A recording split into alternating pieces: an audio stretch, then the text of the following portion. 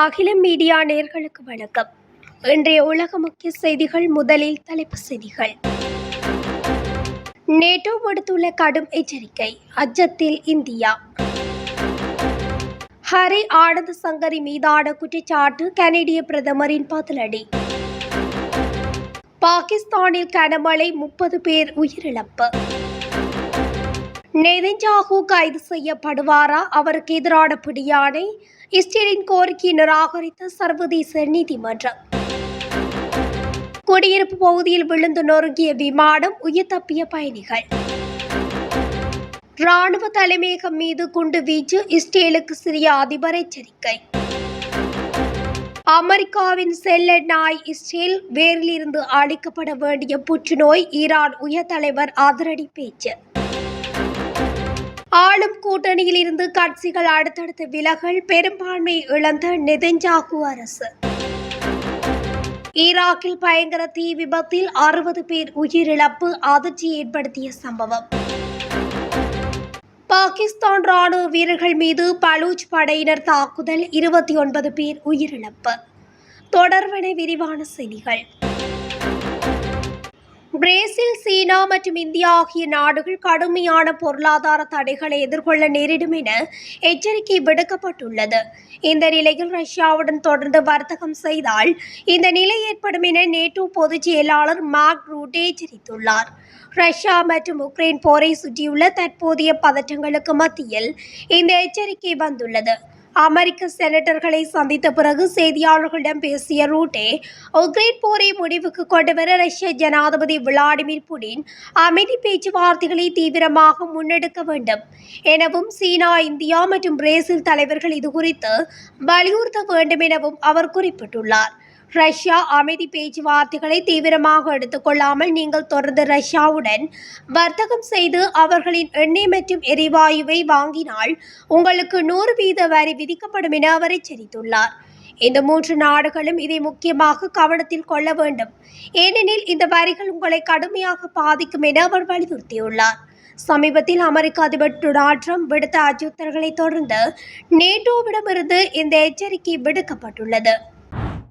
கனடாவின் பொது பாதுகாப்பு அமைச்சர் ஹரி ஆனந்த் சங்கரி மீது தமக்கு பூரண நம்பிக்கை உண்டு என கனடா பிரதமர் மார்க் கார்னி தெரிவித்துள்ளார்.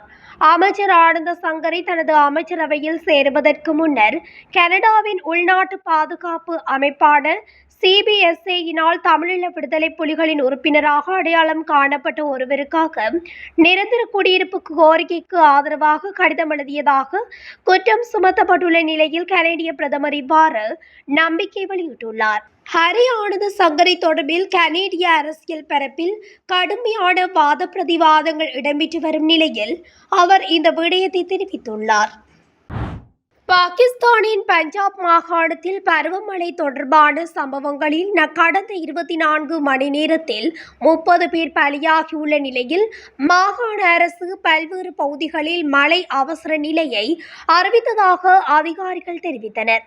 இது தொடர்பாக அதிகாரிகள் கூறியதாவது, லாகூரில் இருந்து சுமார் 300 கிலோமீட்டர் தொலைவில் உள்ள உப்பு நீர்த்தேக்க பகுதியான சக்வால் கனமழையால் மிகவும் பாதிக்கப்பட்ட பகுதியாகும்.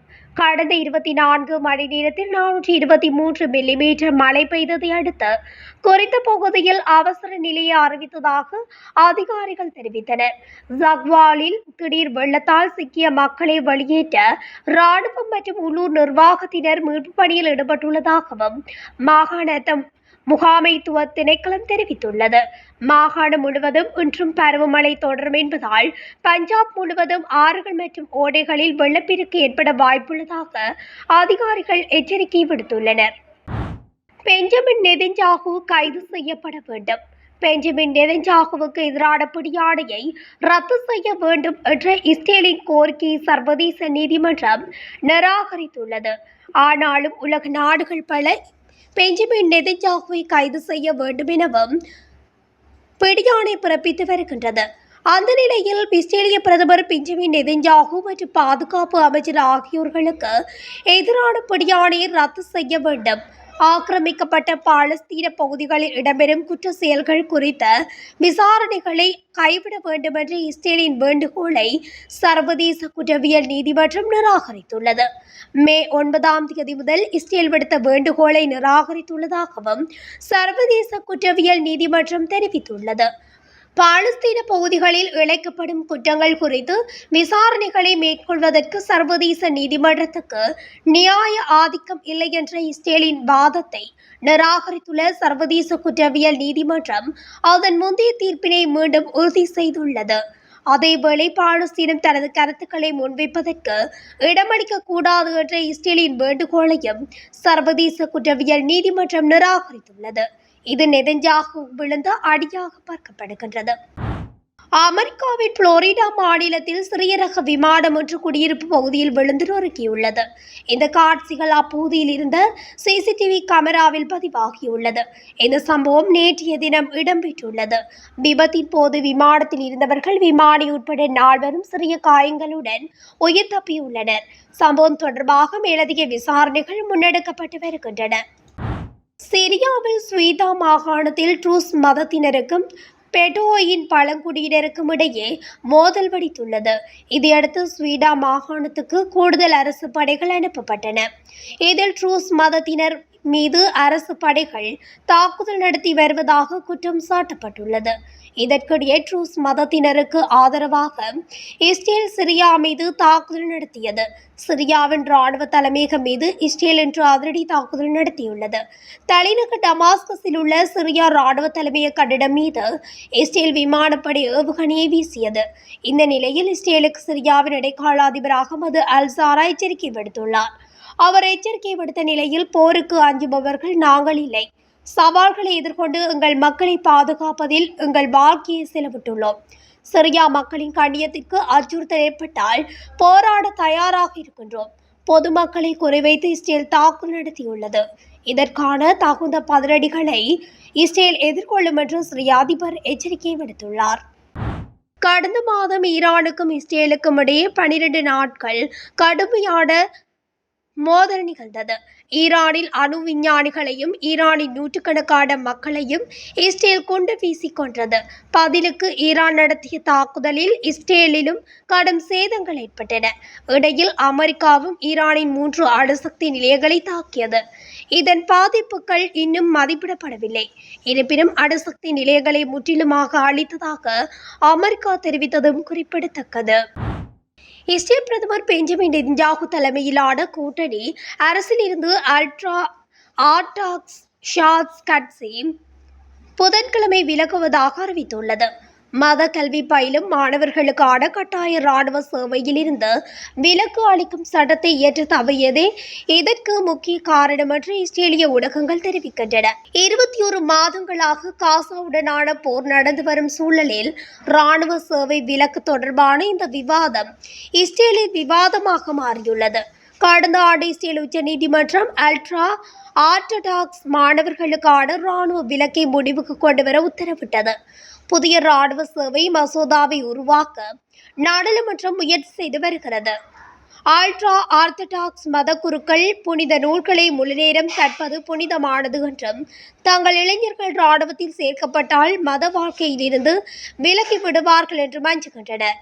ஜேஸ் கட்சி விலகுவதற்கு ஒரு நாள் முன்னதாக மற்றொரு அல்ட்ரா ஆர்த்தடாக்ஸ் கட்சியான யுனைடெட் தோரா ஜூடாசியம் கட்சியும் இதே காரணத்துக்காக அரசாங்கத்தில் இருந்து விலகியது.